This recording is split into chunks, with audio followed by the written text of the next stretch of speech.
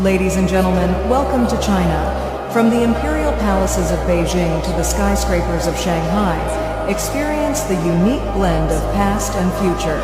Enjoy your time in China.